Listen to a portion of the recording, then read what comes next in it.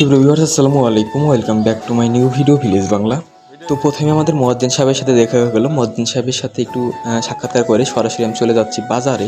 তো আজকে বাজারে যাওয়ার কারণটা হচ্ছে আমার মেস থেকে আজকে আমার উপর দায়িত্ব এসেছে, আমার বাজার করতে হবে। কিন্তু আমি আমার লাইফে কখনোই একটা সম্পূর্ণ পরিবারের দায়িত্ব বাজার করি নাই।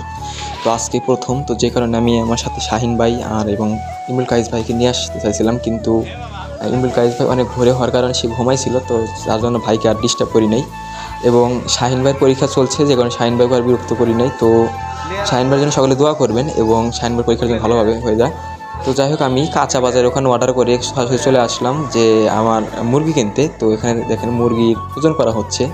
তো এই মুরগির ছোটো হওয়ার কারণে আমাদের যেহেতু জনসংখ্যা অনেক, মানে লোক আমরা অনেক, তো যে কারণে মুরগি আর একটা বড় সাইজ নিতে বলতেছি। তো এই মুরগিটা মোটামুটি পারফেক্ট হয়েছে আর কি। আর একটু বড় হলে ভালো হলো, কিন্তু বড় মুরগি আর ইনার কাছে নাই। তো যাই হোক, এটাই জবাই করা হচ্ছে, জবাই করে ড্রেসিংয়ে দেওয়া হলো। তো আধুনিক প্রযুক্তি, আধুনিক মেশিনের এইটা করা হচ্ছে, ড্রেসিং করা হচ্ছে। দেখুন ড্রেসিংয়ের কার্যক্রম সম্পূর্ণ শেষ।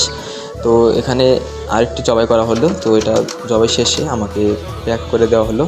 তো আমি প্যাকিং করে সোজা চলে আসলাম আমি আরেকটা দোকানে, কিছু মানে মশলা নিতে হবে আর কি, এগুলো রান্না করার জন্য। তো ওইগুলো মশলা নেওয়ার পরে আমি সরাসরি একটা শশার দোকানে এসে শশা কিনে সরাসরি চলে গেলাম গরুর মাংসের দোকানে।